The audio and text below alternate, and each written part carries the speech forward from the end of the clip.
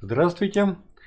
В этой четверти мы продолжим работать с Fusion. И первое, что мы сделаем на первом уроке, для вас это будет, соответственно, и домашнее задание, сделаем вот такую детскую развивающую игрушку.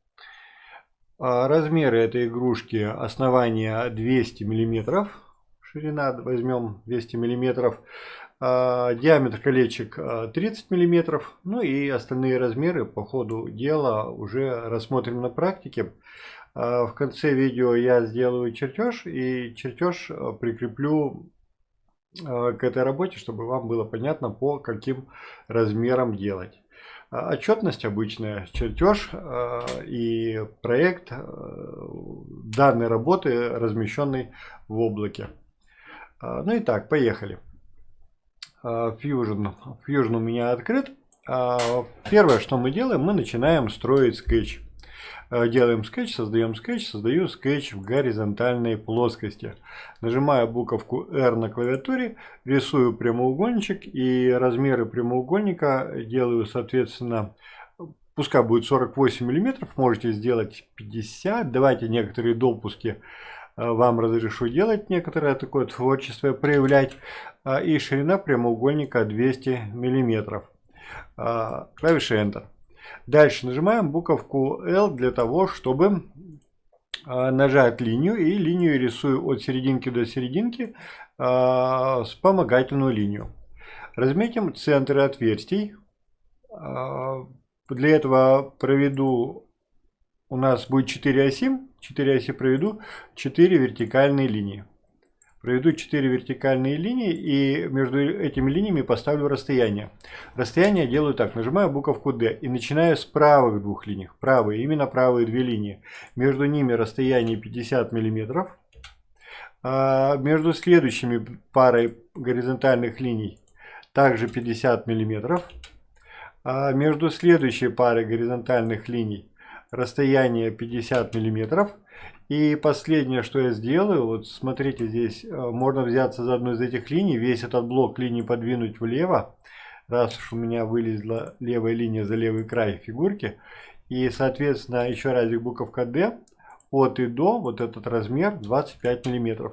Правый размер, если вы сейчас попытаетесь поставить, то система скажет, что это избыточный размер.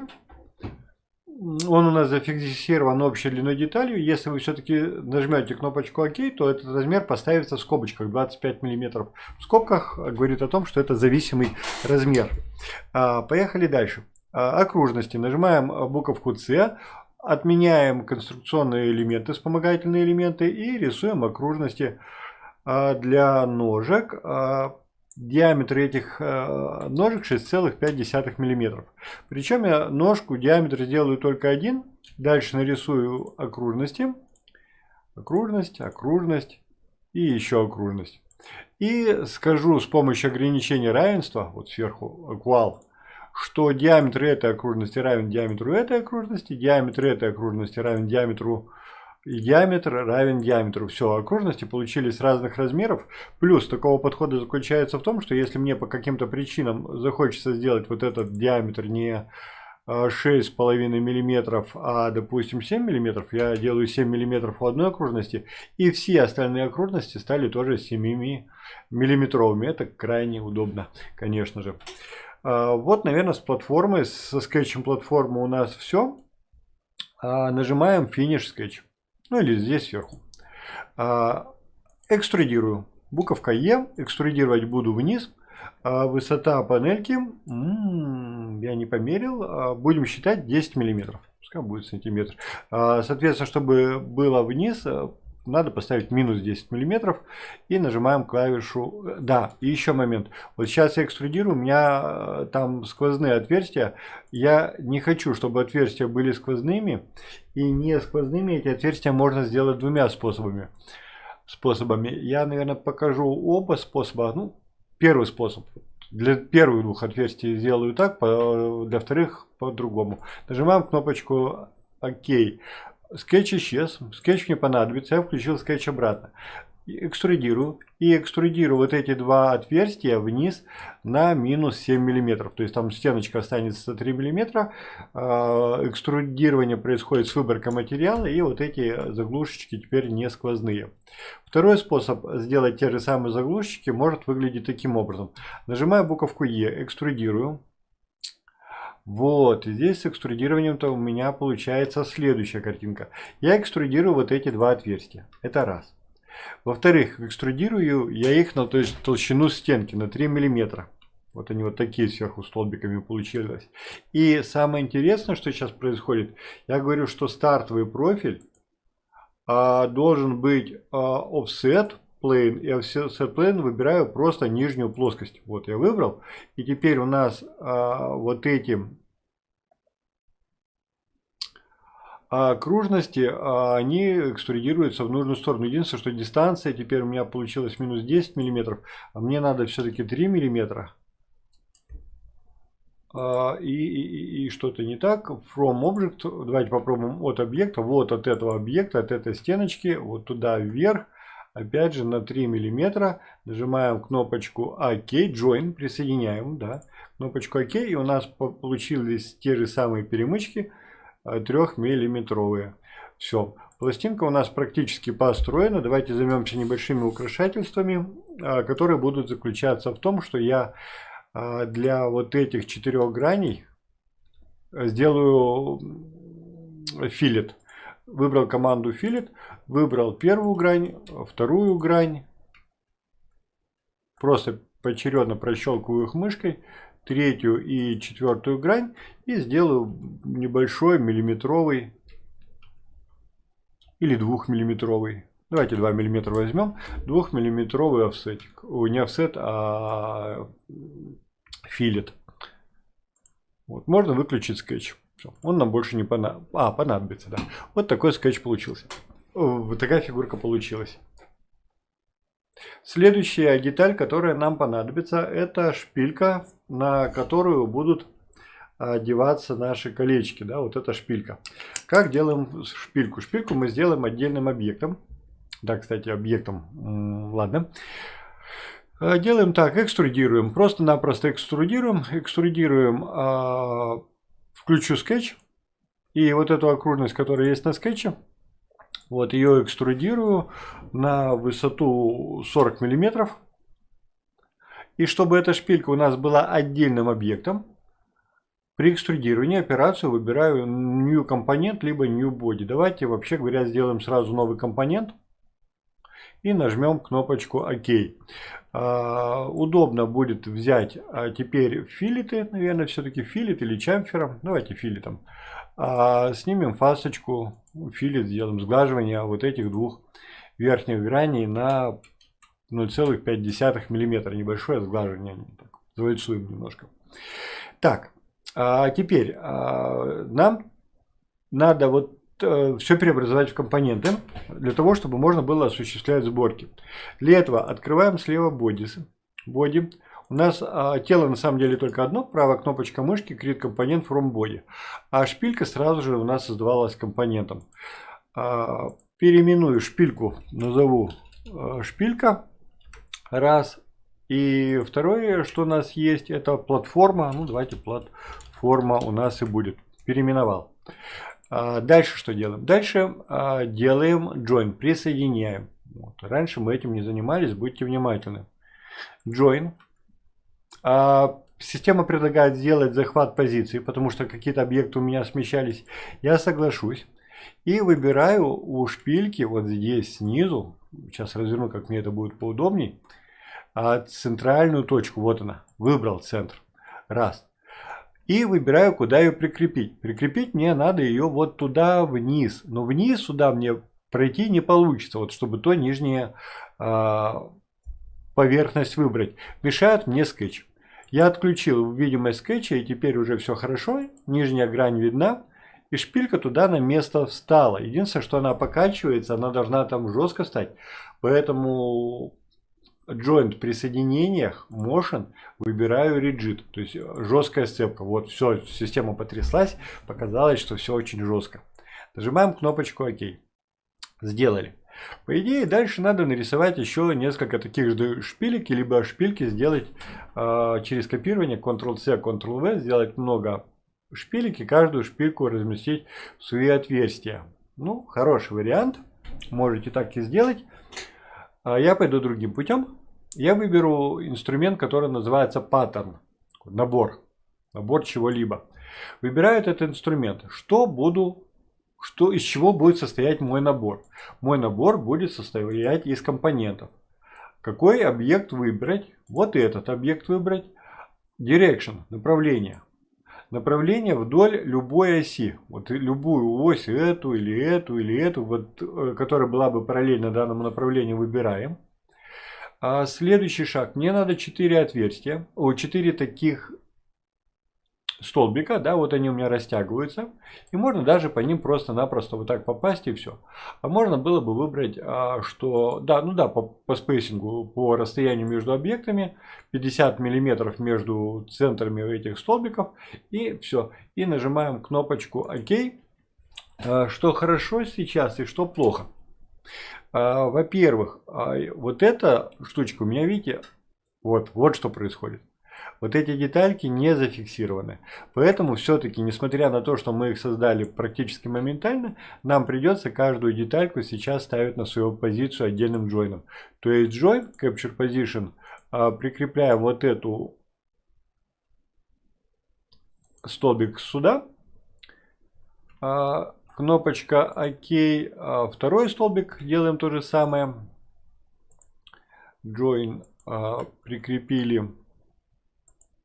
И последний join, который делаем, это, только смотрите, будьте внимательны, не по боковому щелкаем, а по крайней окружности у нее выбираем центр.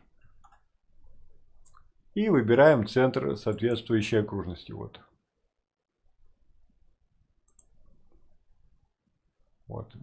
Все. Кнопочка ОК. Давайте посмотрим, проверим, что у нас все хорошо. А у нас... Да, все хорошо, все штырьки на одном уровне, то есть все соединения мы выполнили правильно. Сейчас они жестко друг с дружкой сцеплены, все хорошо. Так, следующий момент, который мы сделаем, мы будем делать колечки. Как делать колечки? Для этого опять же выбираем скетч, создаем отдельный скетч, и скетч я буду создавать в любой вертикальной плоскости. И скетч будет у нас выглядеть таким образом. Я буду делать боковой разрез вот этой детальки, то есть как будто бы мы ее взяли, вот так распилили аккуратненько лобзиком. И что мы там увидим? Давайте посмотрим, что мы там увидим. Делаю таким образом. Во-первых, нарисую вертикальную линию. Линия L. Ага, у меня просто русский язык, поэтому линия не рисовалась. Не выбирался инструмент линия. Сделал линию. Дальше набираю буковку, так, нарисовалась R. И рисую небольшой прямоугольник. Нарисовал. Клавиши Escape. Единственное, что вот эти 4 линии, из которых состоит прямоугольник, я прощелкал их, удерживая клавишу Shift, не должны быть вспомогательными. Дальше расставляю размеры. Расстояние вот от этой оси до внутренней стороны грани, по сути дела, это радиус отверстия. Радиус отверстия давайте сделаем 4 мм, диаметр, соответственно, 8. Дальше вот это расстояние между осью и крайней гранью, это у нас получается радиус кольца, он должен быть 15 мм, чтобы кольцо было диаметром 30. Высоту колечка. Высоту кольца давайте сделаем 9 мм. 9 мм высота кольца. И колечко немножко завальцуем по краям. Для этого выбираем филет. И филетом снимаем вот здесь грани 2 мм. Можно мышкой вот так аккуратненько как-то поработать. Вот буквально 2,5 мм сделаю. Нажимаем клавишу Enter. Вот у нас что получилось. Где же колечко? Да? Это вот срез колечка. Для того, чтобы кольцо создать, нажимаем кнопочку Finish Sketch. Finish Sketch. И выбираем инструмент Revolve, вращение. Вот он. Все работы, которые вы делали до сих пор, они делались экструдированием. И вот новый инструмент. Выбираем замкнутый контур. Раз. Вот профиль выбрали. И выбираем ось. Ось, вот это ось. Так, что не так? Еще разик, профиль выбрали. Ось вращения выбрали. Все, колечко у нас прокрутилось. Вот получилось вот такое кольцо. Нажимаем кнопочку ОК. Мне это колечко не очень нравится. Я вернусь к редактированию скетча. Edit Sketch. И вот это искругление, которое у нас здесь поставлено 2,5, я сделаю 4,5 мм. То есть сделаю полное искругление. Еще разик. 4,5. Не получается сделать 4,5. Почему? Давайте разбираться. Давайте попробуем убрать, поставить размер Насти еще разик. 4,5 не дает. Надо же.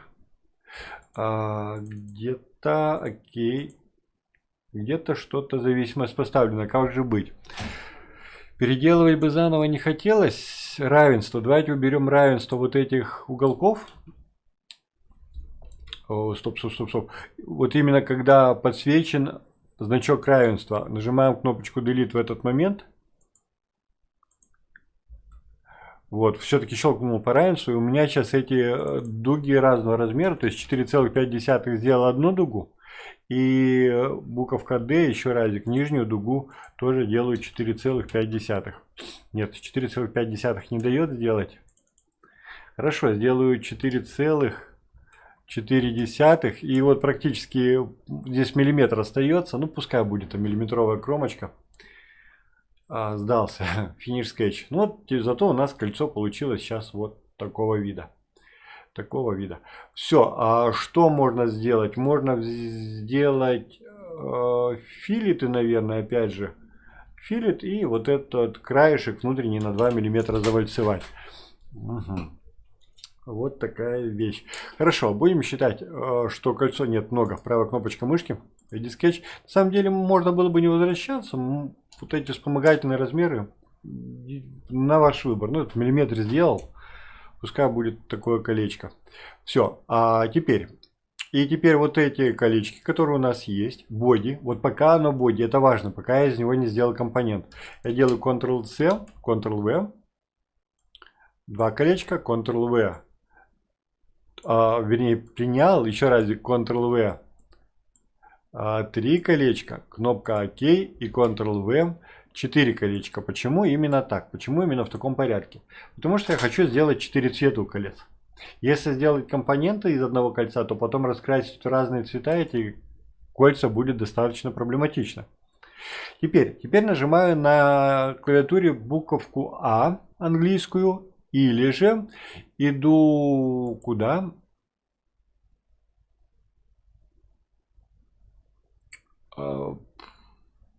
В Modify Appearance, буковку А, или вот этот инструмент нажимаю, да? При этом появляется палитра, в которой я могу выбрать материалы. Материалы я сделаю следующие. Смотрите, вот все по полочкам. Колечки у меня будут деревянные, пластиковые. Давайте будут деревянные, которые нижние деревянные. Там вот сверху и вот в самом низу. Вот второй вот выбираем. Здесь есть painted, закрашенные, и несколько цветов. Цвет можно взять и просто на фигурку перетащить. Первый, второй. У меня эти цвета скачаны. Смотрите, синий цвет у меня не скачан. У вас, скорее всего, эти цвета вообще были ни один не скачанный.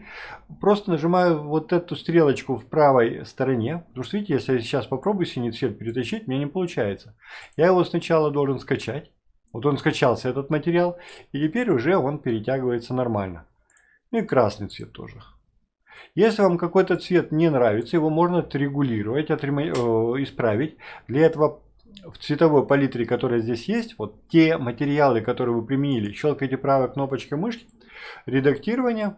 И вот здесь можно уже цвет данного элемента поменять на тот, какой вам нравится, сделать поярче, посветлее. Вот, не знаю, самые разные цвета, поиграйтесь. Вот такой хочу. Вот такие цвета. Ну и красный. Хочу красный. Хочу заменить все-таки на более красный цвет. Вот красный сделать ярко-красным. Примените вот такие цвета. Желтый хочется пожелтее сделать. Ну, Нормально. Все. Сразу же заодно давайте пойдем в меню Wood, материалы Wood, который был первый, повыше. Вот, и здесь сделаем саму планочки вот эти дубовыми. Видите, вот то, о чем я говорил. Одну планку, эти штырьки у нас были сделаны с помощью копирования компонентов, и дуб применился сразу ко всем 4 штырькам. Ну и еще какой-то материал сделаю основанием. Нет, не хочу. Посветлее. Вот так. Хочу вот так. Все. Нажимаем Close. Все. А теперь наша задача разместить колечки на осях. Сделать это достаточно просто.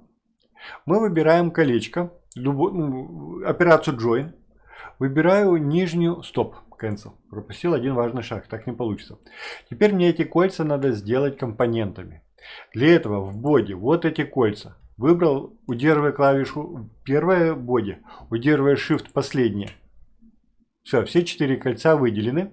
Правая кнопочка мышки Create компонент from body.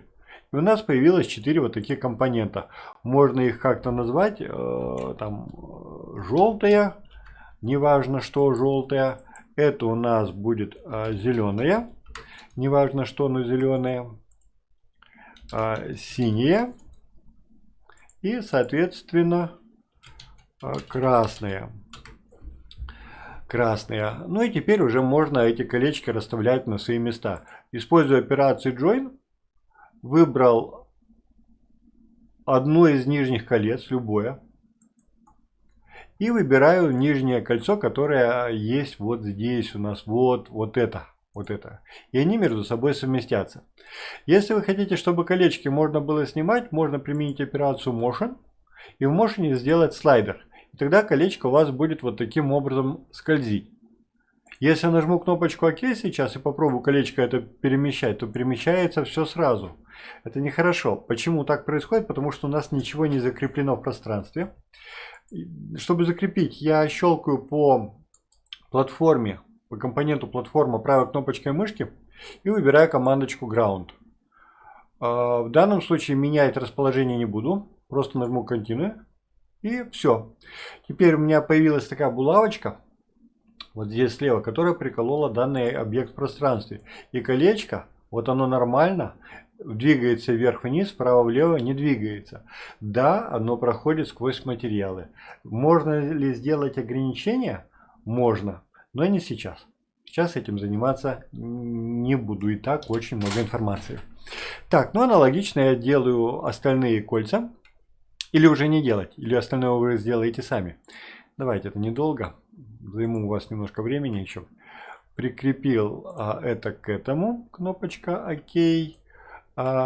Пускай, да, они болтаются все вместе дружно. Прикрепил вот это колечко. Большое, кстати, вы обратили внимание, что я выбрал? Еще разик. Монтировать не буду, вырезать ничего не буду, но... Так, окей. Так, и последнее, что у нас есть, выбираем сначала тот объект. Вообще говоря, правило такое. Сначала выбираем тот объект, который надо подвинуть, а потом объект, к которому надо подвинуть. Если с синим кольцом у меня получилось все нормально, то только потому, что платформа закреплена в пространстве. Так, ну и последний штрих. Сделаем массив. Делаем массив Rectangle Pattern. Компонентов. Объекты выбираем 1, 2, 3, 4 компонента. Ось, вдоль которой будем двигаться. Ну, можно вот эту ось взять. Я возьму вот ось, которая на ребре. Главное, чтобы было вертикально. И поднимаю вверх вот эти колечки. Получается вот такая картинка. У нас минус 10 миллиметров между ними. Нет, надо минус 9 миллиметров, потому что высота колец была сделана 9 миллиметров. И при желании можно сделать все-таки 4 колечка. Потому что вот изначально здесь у меня в оригинале все-таки 4 кольца. Желтенькое где-то потеряно. Но так или иначе, то, что у нас получилось с точностью до цвета, сделано. Нажимаем кнопочку ОК. А последний штрих, который я хочу сделать. О, смотрите, оси получились коротковаты. Что делаем? Внизу все, что мы делали, есть в таймлайне. Вот здесь. Я выбираю здесь второй скетч, в который... Нет, вытягивание. Я мешаю, да? Угу. Давайте так сделаем. Вот здесь вытягивание, которое отвечает за вытягивание именно шпильки. Экструдирование. Вот это, скорее всего. Да, вот мы его нашли. Правая кнопочка мышки. Edit, редактировать. И не на 40 миллиметров, давайте на 50 миллиметров. Экструдируем. Вот, сверху появились вот эти шпилечки. Ну, пускай торчат. Можете сделать поменьше. Все. Сохраняем данные. Сохраняем, это не все, но мы сохраним. Сохраню под названием пирамидка 1. Вторая пирамидка будет немножко другая, и вы ее будете делать самостоятельно на следующем уроке. Нажимаем кнопочку Save.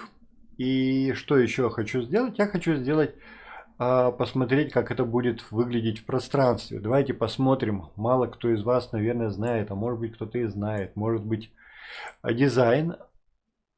Рендер. Рендер — это создание фотореалистичного изображения из того, что у нас есть.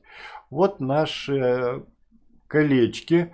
Можно сделать сетап, некоторый простенький сетап окружающей среды, то есть задать какой-нибудь фон. Например, вот я задам некий такой, пускай будет синий, вот такой, пускай будет синий фон.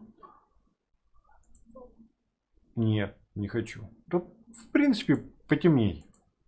Вот, да, нормально. Раз. Можно задать среду освещения. Какие-нибудь. Можно, кстати, было бы сделать там и визуализацию какую-то там. В другие картинки поиграйтесь. Ну, поиграйте. Давайте, ладно, покажу. Вот, хочу такую картинку. Ее просто надо скачать сначала. Вот там что-то новенькое. И перетянуть вот сюда. На платформу. Подождем немножко, посмотрим. Прогружается. Что же у нас получится? И вернуться в сеттинг, наверное, надо и сказать, что здесь надо не solid color, а вот верхний пунктик выбрать. И у нас получится, что наша фигурка стоит где-то, это мы где? На Дворцовой площади в Санкт-Петербурге, по-моему, да? Ну, пускай будет вот так. Нажимаем кнопочку «Закрыть». Можно еще повращать, можно приблизить, удалить. Вот пускай будет наша вот вещь такая. Висит. Ну, это кажется, что висит, потому что тени на самом деле будут нарисованы сейчас достаточно реалистично. И, наконец, выбираем In Canvas. Нет, покрупнее сделаю.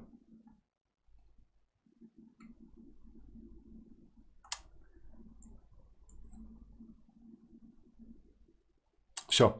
И запускаю рендер. Надо немножко подождать. Картинка распадется. И в течение нескольких, ну, у кого какой компьютер по мощности, от этого очень зависит. У меня, как вы видите, строится изображение не очень быстро. Справа продвигается полоска, улучшается качество. Когда она дойдет до этой рисочки, картинка будет у нас с вами, рендер картинки будет завершен. Ну, как видите, картинка уже такая достаточно, наверное, в видео будет реалистичная. Я не буду ждать, сделайте на своих компьютерах. Не так уж это и важно, какого качества выйдет картинка. Ну, замечательная. Она получится, материалы, дерево до дерева, все будет отработано. Ну и чертеж, да, чертеж вы, наверное, умеете делать уже лучше меня. Выбираем Drawing из дизайна. Выбираем, наверное, таки А4 горизонтальный. И нажимаем кнопочку ОК. Тоже вот этот переход, он достаточно медленный к построению чертежа. Вот, пирамидка в нужной плоскости у нас получилась 1:5. 1:5 система предлагает сделать масштаб. Я попробую 1:3. Хорошо, 1 к 2. Потому что боюсь, что 1 к 1, она же 20 сантиметров, так будет, это будет как бы, наверное, слишком 1 к 1-то. Да, в принципе, почему бы и нет? Мне нужно только 2 ракурса. Вот этот раз. Кнопочка ОК.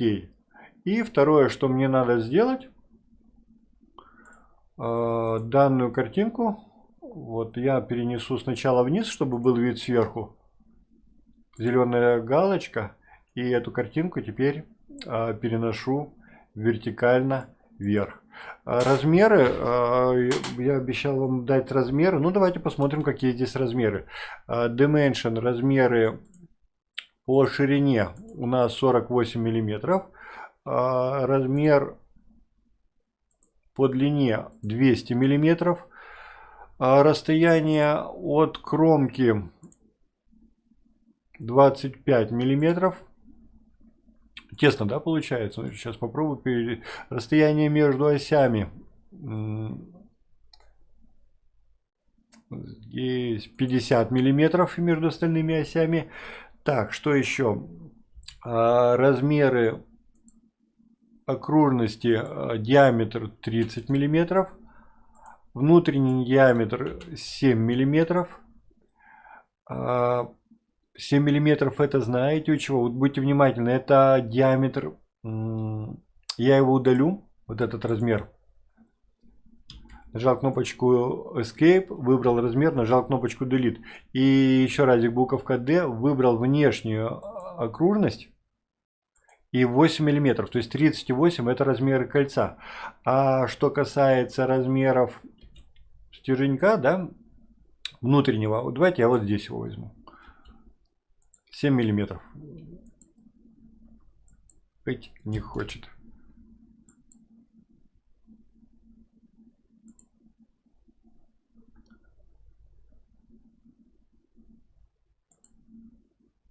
Не хочет. Почему не хочет? Интересно, почему же он не хочет?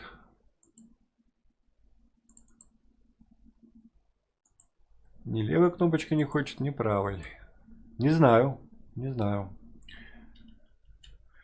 Буковка D, 7 миллиметров. Вот здесь получилось почему-то. 7 миллиметров это диаметр стерженька. Высота стержня. А высота стержня у нас идет 50 миллиметров. Вот стержень не виден, да? 50 миллиметров. Хорошо, давайте сделаем так. Видимая часть стержня. Расстояние от верхнего края до платформы, вот здесь 43 миллиметра, ну и 7 миллиметров там внутри. Не хочу переключаться к пунктирному виду, делать пунктиром, поэтому оставлю так. Ну, вот, в общем-то, основные размеры все, наверное, а остальные, вот эти все скругления, ну, на ваше усмотрение. То есть, вот такой чертежик у нас получился. Ctrl-S, сохраняю этот чертеж. Сохранить. Save. После того, как сохранил, выбираю, куда я сохранил, в STL, сейчас найду, вот домашние работы, вот здесь вот этот чертеж у нас сохранился, и правая кнопочка мышки, шары Public Link, расшариваю эту ссылочку. Копирую, вставляю в браузер. Вот. Давайте попробуем открыть браузер. Новая страничка. Правая кнопочка мышки вставить. Нажимаем клавишу Enter. И проверяю, что у меня все есть. Проверяйте.